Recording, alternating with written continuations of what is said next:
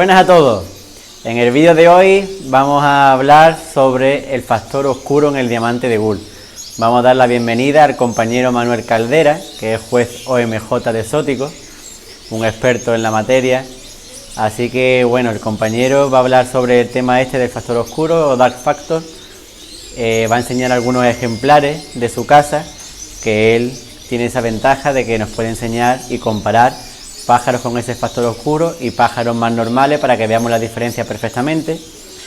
Este vídeo dura unos 20 minutos más o menos. En una primera parte nos va a hablar sobre un poco la introducción de este factor, y luego más adelante vais a ver cómo nos compara con varios clásicos y demás, y se ve perfectamente las tonalidades diferentes para que podamos ver bien la diferencia. Tenemos la ventaja de que sobre este factor hay, la verdad, que poca información en internet, porque no, es una cosa que todavía no está, como diremos, oficializada en ningún estándar y demás, pero sabemos que existe. Entonces, bueno, tenemos la suerte de que este compañero, y además juez OMJ, como he dicho antes, tiene ejemplares así, sabe de la materia y bueno, nos va a ayudar, y la verdad que es una ventaja tenerlo para que nos pueda explicar perfectamente estas diferencias y que todos sepamos un poquito más sobre este factor de oscuridad. Así que bueno, damos paso al vídeo. Buenas a todos. En primer lugar, pues quería agradecer a Iván Vera y a Diego Vera, darme la oportunidad de hablar sobre un tema que bueno, que hablamos, que podía ser un poco libre, y he visto interesante hablar de este tema, ¿no? Que sería el factor oscuro, factor de oscurecimiento o dark factor en inglés. Sobre esto hay poca literatura, la verdad es que hay mucho desconocimiento porque no sabemos exactamente pues, qué es lo que da de sí este factor, ¿no? Porque hay poca literatura. Entonces yo voy a hablar sobre lo que he podido encontrar a nivel de textos ingleses, australianos, y un poco sobre mi experiencia del poco tiempo que llevo trabajando este factor. Bueno, en primer lugar, contaros que surgió, digamos, la mutación en un criadero, o por poner la primera vez que aparece como tal en la literatura, en el año 94, en un criador inglés que estuvo trabajando varios años, pero esos pájaros no llegaron a buen puerto porque el hombre falleció y se perdió la línea. Sí que es cierto que ha habido, bueno, pues distintos factores oscuros que han aparecido en distintos aviarios, ¿no? Es una cosa que parece que no es tan frecuente, pero sí que se considera como una mutación. Este factor oscuro, la transmisión genética, ya este señor vio cómo podía ser. La transmisión genética es muy diferente a lo que habitualmente estamos acostumbrados en el diamante de Gould, porque es un factor dominante. El diamante de Gould no tiene ningún factor dominante, como puede ser, por ejemplo, en el caso de los mandarines, que sería pues lo que llaman el máscara negra, ¿no? O sea, el blackface o cara negra. Y luego también, por ejemplo, el mejilla, la mutación mejilla se comportan de forma dominante. No asentarían sobre los cromosomas sexuales o heterocromosomas, sino sobre los autosomas. La mutación, por tanto, necesitaría un solo alelo del gen para dar lugar a este factor oscuro,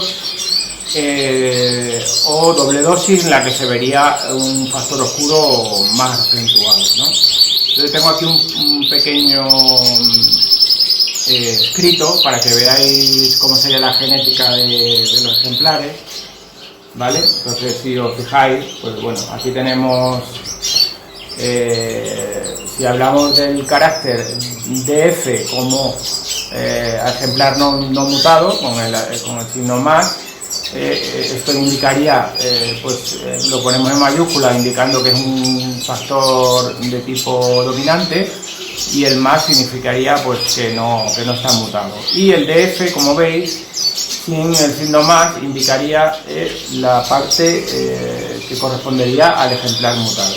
Bien, entonces las posibilidades que tendríamos serían df más, que sería un ejemplar clásico, ¿vale? Y otra posibilidad sería df más df, que ahí representaríamos como el factor oscuro en simple factor, y el df, que sería factor oscuro en doble factor.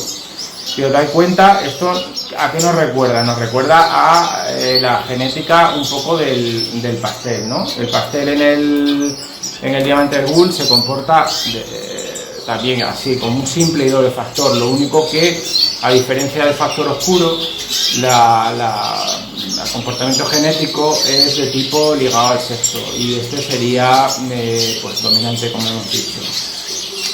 Aquí pues eso, hay mucha controversia a qué es debido esa mutación, pues qué produce.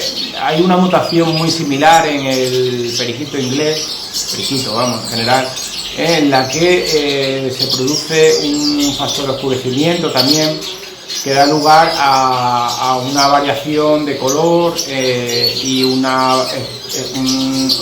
color establecido para cada mutación según afecte el factor en simple o en doble en la serie verde o en la serie azul, en la que está estandarizado como tal, ¿no? Entonces, partimos por ejemplo, la serie verde, el periquito verde claro, obtendríamos en un simple factor el verde oscuro, y en un doble factor ya sería el oliva. Y en la serie azul, el periquito se convertiría en simple factor en cobalto, y en doble factor se convertiría en el malva. No se sabe con seguridad, la verdad, si esto puede ser asimilado en el diamante de Gould. Es posible, realmente yo creo que esa hipótesis es muy posible. Entonces esto nos indicaría que pues el Gould se modificaría el color dependiendo de si tiene un simple o un doble factor.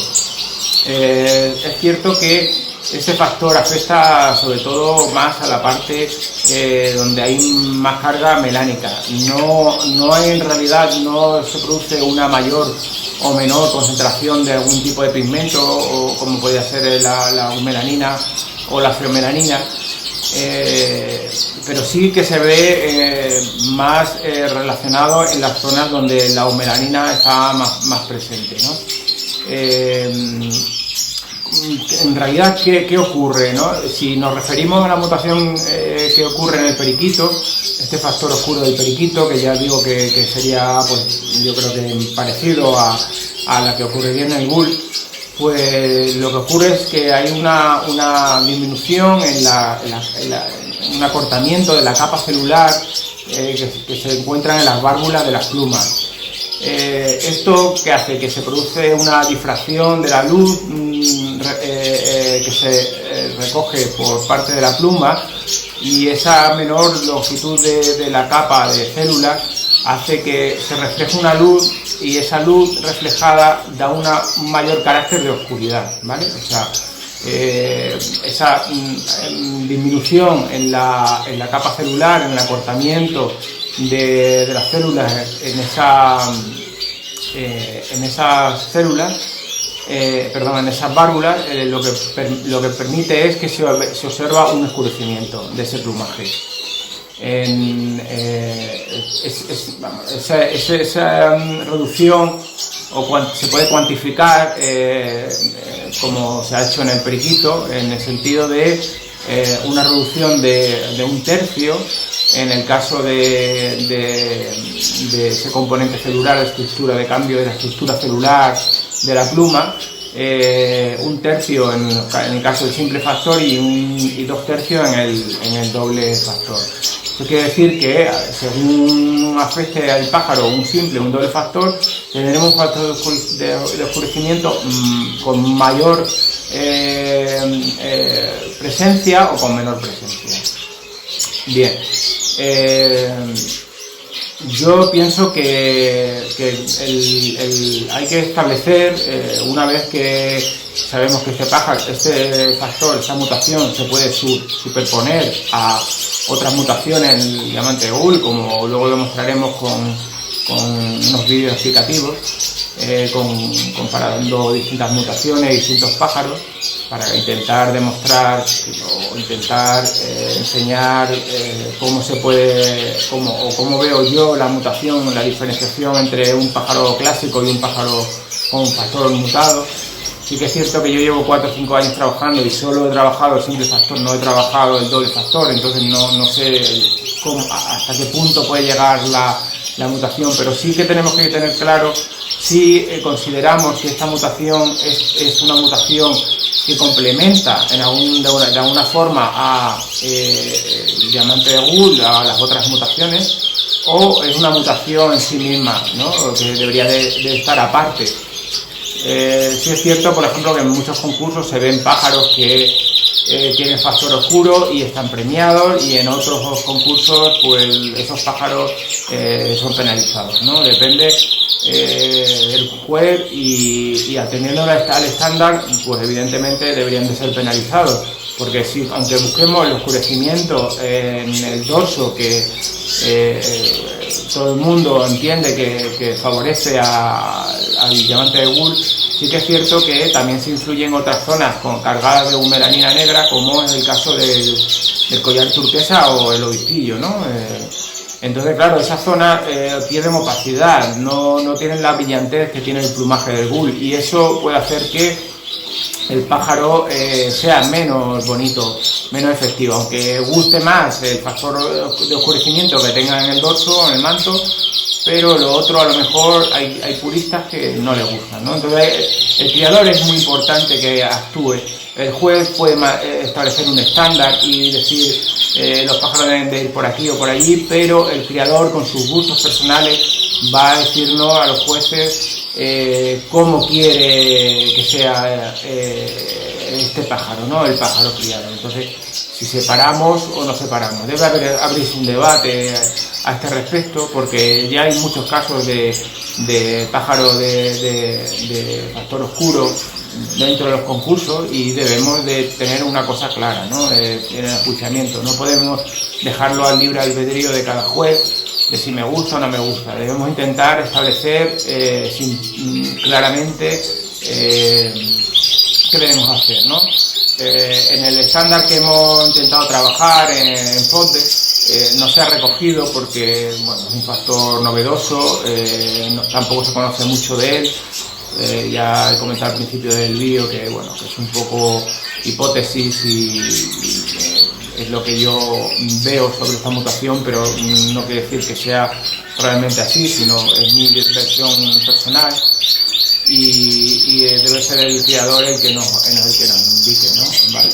Entonces ahora, bueno, vamos a pasar a ver distintas confrontaciones de pájaros en distintas mutaciones o con los clásicos en distintas cabezas, para que veamos cómo se puede presentar el factor oscuro, y si en realidad lo que yo considero factor oscuro vosotros también pensáis que es tal, ¿no? Y que en realidad hay un cambio estructural en el fenotipo del pájaro que establezca que así debe ser, ¿no? O sea, que hay una mutación ahí, que hay algo extraño que cambie ese fenotipo, ¿no? Entonces, bueno, pues ahora pasamos a observar los pájaros. Bueno, aquí veis dos cabezas rojas, pecho clásico. Se ve bien, por ejemplo, este sería el factor oscuro, y este es el pájaro normal. Si os fijáis, varios detalles. Primero, el cuello de los pájaros, este es más amarillo, no le llega el factor oscuro hasta el cuello. Y luego otra parte donde hay que fijarse mucho es en el collar turquesa, ¿vale? El tono este es un tono azul brillante y este es un tono más apagado, un tono más mate. El dorso este dorso es un poco más brillante y este es un tono un poco más opaco, un poco más intenso, más oscuridad. Y en cuanto a las colas, que no se diferencia muy bien porque se tendrá una buena selección, se ve que las colas, el color de la cola debe ser más intenso, se ve más intenso en este que en este. En cuanto al pecho y al vientre, pues no hay diferencias, ¿vale? Son prácticamente los mismos colores. Se puede ver a lo mejor alguna tonalidad mate, pero no hay mucha diferencia entre los dos. Bueno, aquí tendréis unos cabezas naranjas y pues vemos lo mismo, ¿no? La intensidad del collar turquesa es mucho más fuerte. Aquí el tono es un tono más oscurecido, teniendo en cuenta que el teléfono pues lo que hace es darle mucho brillo, ¿no?, al pájaro, ¿no?, y está muy brillante, pero aún así se ve que el pájaro tiene el dorso más brillante. Este tiene el dorso un poco más oscuro, ¿no? El obispillo de este se ve mucho más azul cielo y este se ve un azul más oscuro, ¿vale? En cuanto al resto, lo mismo que hemos comentado antes, ¿no? El pecho, bueno, este está cerrando muda y tiene el pecho más opaco, pero vamos, que no hay diferenciación en teoría en cuanto, solamente afectaría esto. Y la zona del cuello se ve claramente como este tiene el cuello más amarillo y este tiene más oscuridad, le llega hasta prácticamente arriba, ¿no? Con la máscara se nota prácticamente la misma, no hay oscuridad tampoco, no hay diferencia. Yo por eso digo que no afecta mucho a la máscara, es independiente un poco del lipocromo, es más relacionado con la eumelanina. Bueno, aquí tenéis 3 ejemplares. Este, digamos, el padre de este, y si observáis, ¿no?, tiene un poquito de azul, todavía restos de azul brillante, pero ya el dorso sí que le sube hasta prácticamente arriba, aunque ya con la muda pues está perdiendo un poquito. Este es un pájaro de otra línea, que veis que tiene el dorso amarillo. Fijaros en la intensidad del dorso. Este es un verde más clarito, estos dos son verdes más oscuros. Este ya tiene una oscuridad incluso mayor en el collar turquesa, y si os fijáis en el obispillo de este pájaro y de este pájaro, que tiene un factor oscuro, son bastante azul oscuro, y sin embargo este es un azul brillante, ¿no? Es un azul intenso, no es un azul oscuro, ¿vale? Bueno, aquí en este caso estáis viendo 2 hembras. Las hembras es parecido, lo único que el problema de las hembras no es que no le llega el amarillo tanto al cuello. Normalmente las hembras no tienen ese defecto tan grande. Si observáis, aunque no tienen mucho azul del collar turquesa, pero aquí se ve más brillante y este se ve más opaco, ¿no? Y el dorso se ve más brillante y aquí se ve un poquito más oscuro. Y lo mismo pasa en el obispillo, ¿no? Se ve más brillante y este se ve más oscuro. Evidentemente, ¿qué ocurre con todos los pájaros? Pues que el factor oscuro, evidentemente, lo que hará será afectar a la oscuridad que tenga el propio pájaro, ¿no? A la eumelanina que tiene, cambiando la estructura, pues aumentará la oscuridad. Pero si el pájaro parte de una oscuridad mala, pues evidentemente pues el pájaro no podrá llegar a ser un pájaro con una cantidad de oxidación muy alta, porque depende todo de la cantidad en la que parta genéticamente el pájaro, ¿no? Bueno, aquí, aunque estáis viendo 2 hembras, estamos viendo aquí pues este es mucho más brillante. Aquí lo tenemos un poquito más opaco.